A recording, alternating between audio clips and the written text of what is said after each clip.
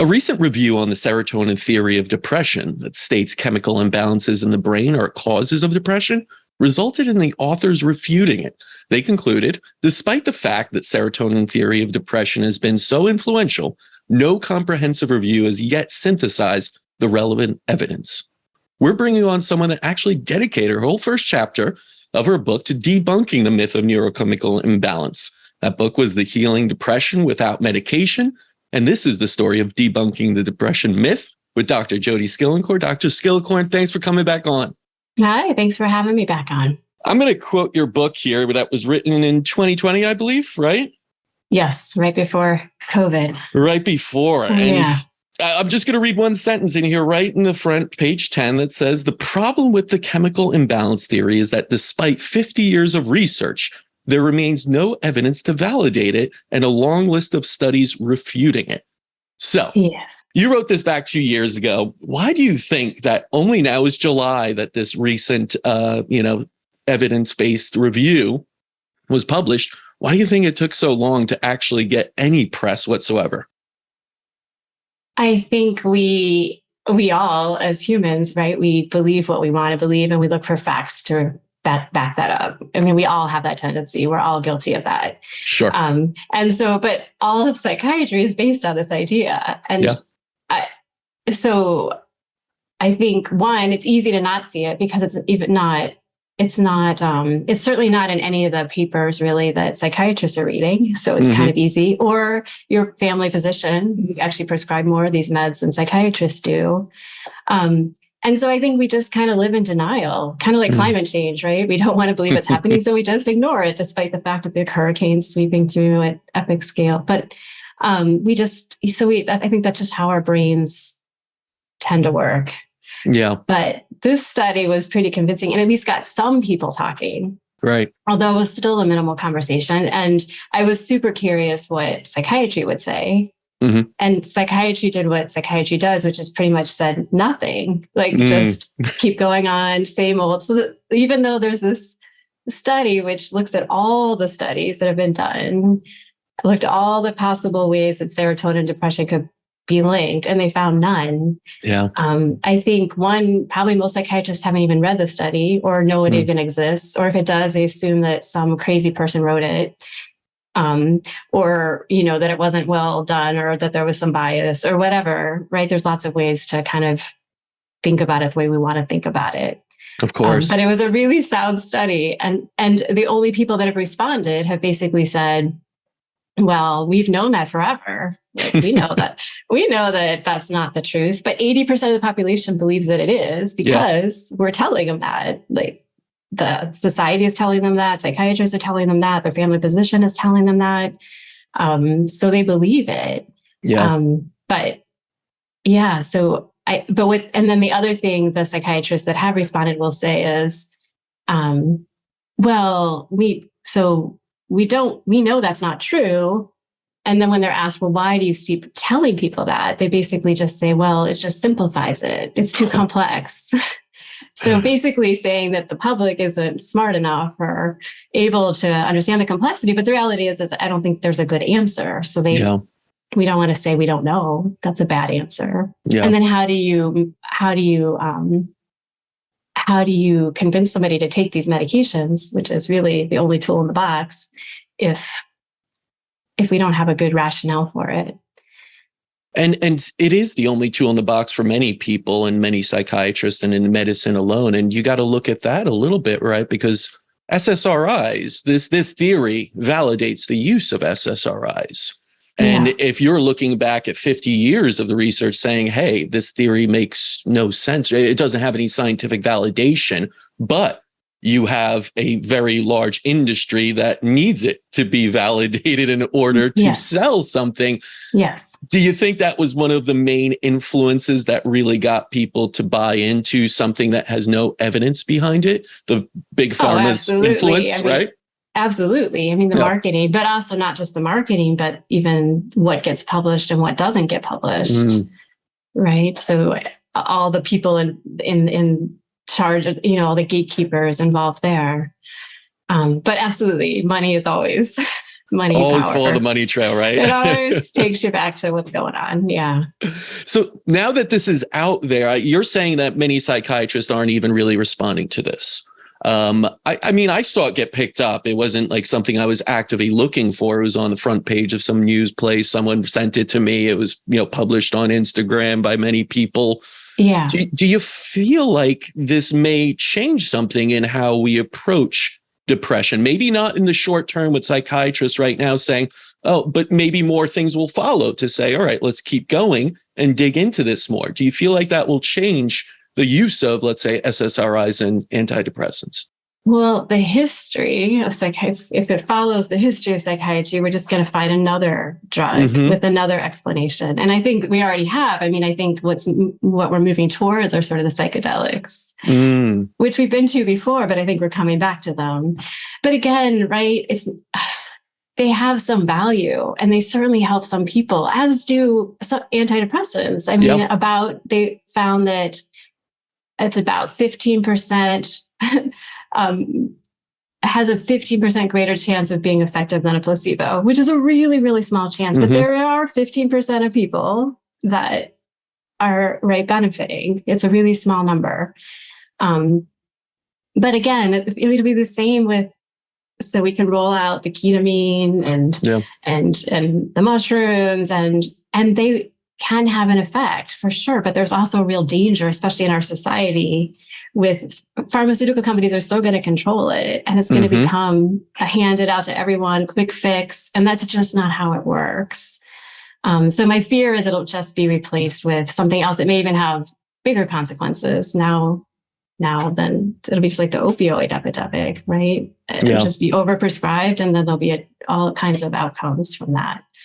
That's my fear. Right. My hope is that that's not the case and that things will change, but I haven't seen that happen yet. But maybe it will. I think it's a small movement that's going on, right, in this understanding of holistic psychiatry, of other things, the lifestyle changes, responsibility under addressing root causes of depression. And that's maybe something we can talk a little bit about, and you did in your book, because, okay, the neurochemical imbalance is somewhat debunked. Let's go with that. Now there's more and more. Your book did a great job of debunking it as well. So some would say, all right, then what is my cause of my depression? Can we go into some of those? Yeah. So even in the study they did, what they found, what keeps being found over and over and over again is it comes back to primarily, so there's lots of factors. Let's start there. There is no one factor. Right. But the biggest factor are these early childhood experiences of trauma and stress, which dysregulate the nervous system and lead to all kinds of consequences. It does lead to an imbalance in the brain.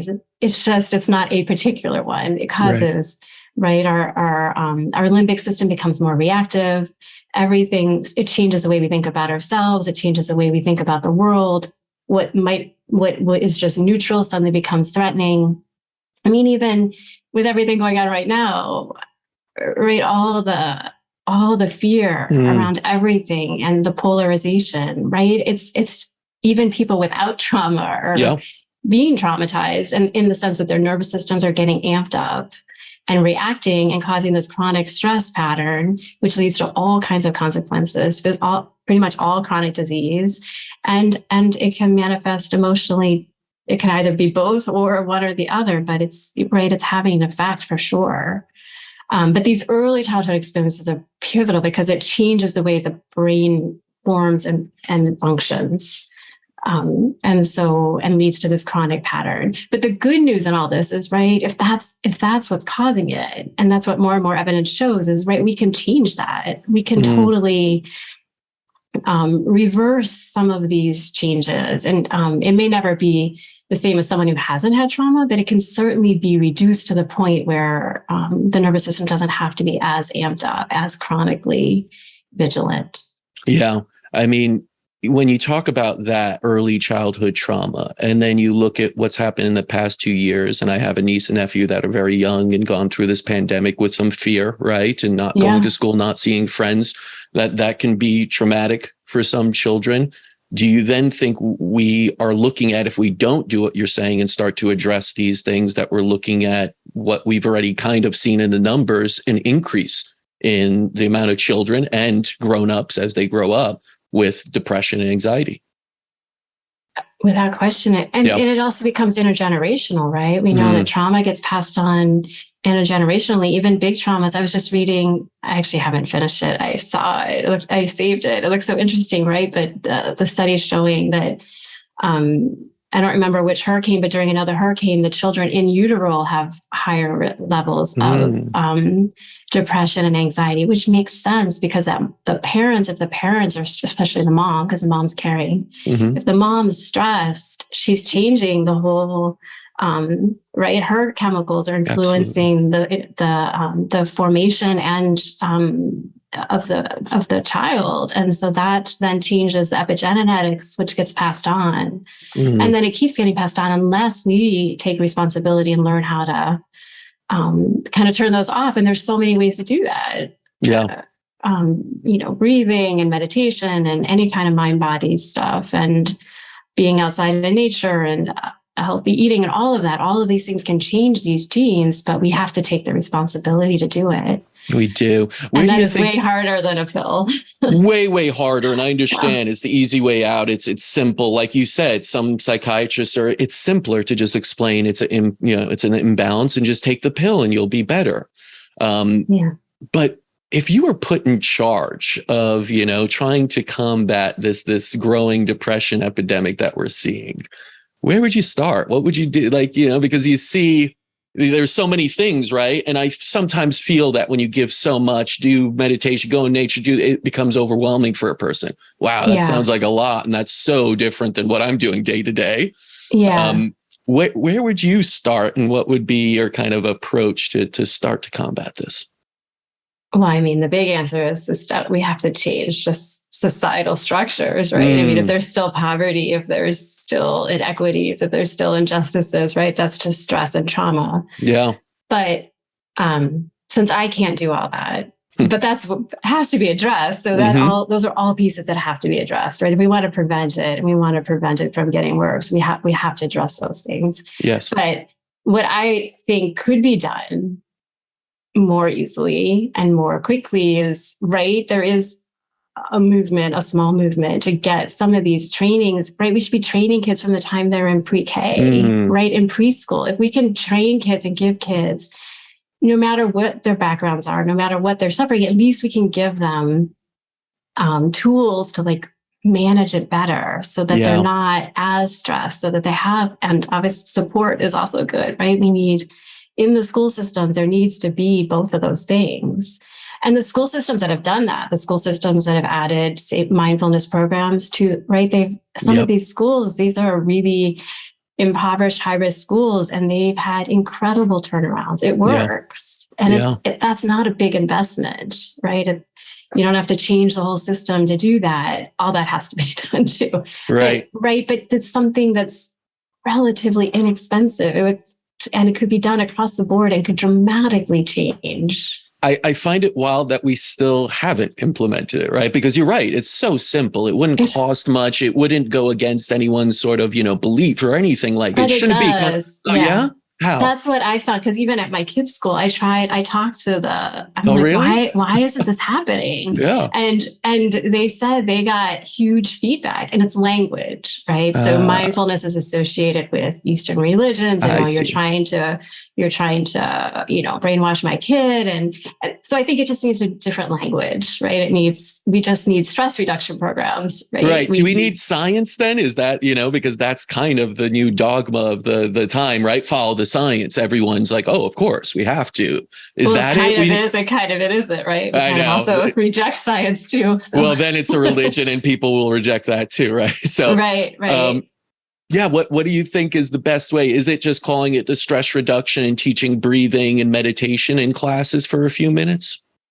I mean, a good place to start. Yeah. Obviously it'd be nice if schools also had healthy food but just on a most simplistic level, what if just before every shift in class, what if you just took a minute and took 3 breaths? I mean, it sounds so simple and so ridiculous, but it changes the nervous system. Absolutely. Three And deep breaths will totally change you from sympathetic to parasympathetic, right? And over a lifetime, those are massive changes with just a simple intervention. I think it's just, I don't know, we're so trapped in this idea that it's all about, right, the biochemical balance, all about some body part that's malfunctioning, and we're missing the bigger picture. Yeah, we often miss the bigger picture, I feel like, with a lot of this, and we like to nail it down to one thing like serotonin, right? It makes it easier for us to comprehend again that way. But, now that we're seeing more and more of this and, understanding these aren't the real issue, there's much more. We have to dig deeper and everything. If there is someone out there that's dealing with depression on an SSRI or some kind of antidepressant, what would be your recommendation if they're saying, well, wait a second, this isn't my imbalance, this is something else. What do I do? Well, one, unfortunately, once you're on it, it is tricky to get off of it. Right. So you do need someone to help kind of taper but meanwhile, right, I mean, starting to learn some of these skills on your own is entirely possible, right? There's so many apps now, right? You don't even need to pay for, there's just a ton. There's Insight Timer and Headspace, and these are all free ways to learn some of these skills. Yeah. So that would be one place, because you can start to balance your nervous system. Then it's going to be way easier to get off the medication, because it's almost impossible to get off the medication without having some other, if you don't have a way to manage those emotions, and you just go off into a void, then you are going to, between the withdrawal and the fear, right? Rebound happens often. And then you're told that, well, see, that's why you needed the medication. But it's not the medication you need. What you need is something to fill the void of that medication, something to balance the nervous system. Do you feel that sometimes that goes back to purpose? I feel like a lot of times it's a lack of purpose. It's a lack of fitting in almost. What is my value here if I'm just depressed, feeling sick, not really contributing, and don't even know what I want to do with my life? Is that part of it? Oh, absolutely. Yeah. I mean, that's a piece too, for sure.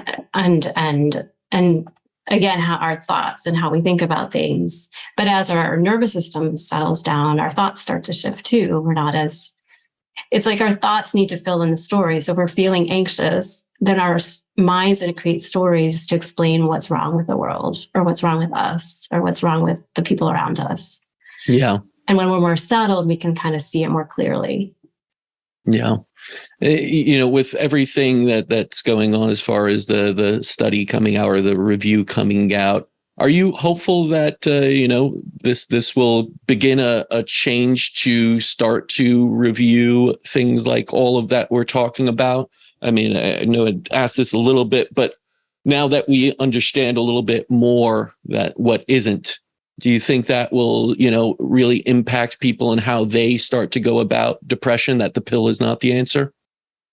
Hopefully. I mean, I think that's where it starts, is right with people, if individuals have knowledge, then they're not going to accept just, here, take this. Yeah. Because more I feel people like are aware. The truth is coming out more and more. And I think it goes against their belief systems and starts to change.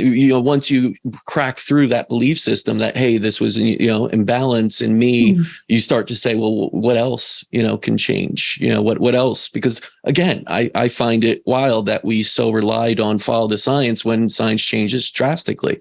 From day to day, as we're seeing right now, what we believed was truly scientifically proven that this was an imbalance is now saying, well, no, not so quick. But it took 50 years, right? Yeah. It took so long to get there. Yeah. Are you hopeful that other things out there, as far as it relates to depression, we'll start to see other changes as well, like how we go about, scientific proof of, again, meditation more so and other things? Do you think this will start a cascade of what else? Hopefully. I mean, so much of science is also based on what questions we ask, right? So we keep asking, if we're assuming that there's some genetic or neurochemical imbalance, and we keep asking those questions, that's all we're looking at. So hopefully, different questions get asked, so different science can get done. And I think it's also important for people to realize science is not, right? I mean, this is what you learn in like second grade, right? When you learn about basic scientific method, that it's not it's always changing. It's always right? It's not a finished fact. And just because one fact, because I saw a lot of the studies on dismissing science because this got debunked. And I think it's just important to realize that's not what science, it doesn't debunk science. Science is asking questions with an open mind. Sure. What it debunks is the pharmaceutical companies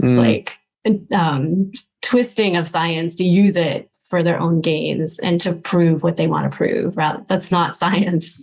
Absolutely. Right? Yeah. We have to make that distinction sometimes because people have a hard time understanding even what that word science really means, and kind of bringing it back to an evolving and ever changing type of discipline of sorts. You wrote this book a few years ago now. Any plans to write anything else, a follow-up? I have a friend who's a lawyer, and we've been talking about the idea of working on the idea of climate change, her from a lawyer perspective and me from a mental health and with that perspective. So that would be great. Yeah. Really quickly, from your perspective on the climate change and how that relates to depression and mental illness, what are your thoughts on that? Well, I think, one, we have to be careful not to pathologize that because, right, it is overwhelming. And a lot of people are really anxious, especially young people that are going to be affected the most. But I think the danger is not to get trapped in the stories where there's no hope and there's no possibility, because that's going to lead to depression. That's going to lead to more anxiety. We have to, so we have to take action, which helps reduce, again, purpose, like you were talking about, right? With the purpose of taking action with the storyline that we can do something, right? I think that can reduce a lot of, but I think the danger is we get trapped in these fear narratives and this hopelessness and the despair. And if we go down that road, then there's going to be a lot of, it's a vicious cycle, right? It's a vicious cycle. And unfortunately, many are already caught in it, in this fear, of just news and everything else. And then so much information being thrown at us that can overwhelm the nervous system and absolutely cause that. Dr. Skillicorn, where can people learn more about you, purchase the book? I think the book is, I know it's on Amazon and send it to Bezos, right? Yeah. Pretty much. I think you can find it. I don't know. Google it. Well, thank you so much. I really appreciate, and I have to say the book was really eye-opening. I love that it's still all this, 2 years later being validated. What you're putting in there is now validated. So that must feel great. Thank you for coming on. Yeah. Thanks for having me again. It's good seeing you. Depression is a multifaceted condition that really does deserve greater attention. While medication may be warranted, as we said here, we need to go beyond this to get to the root cause and understand what we may have known in the past as truer science can change. Dr. Skillicorn's book, Healing Depression Without Medication, is an incredible resource. You can find it on Amazon, as we just said, or Google it. And until next time, continue writing your own healing story.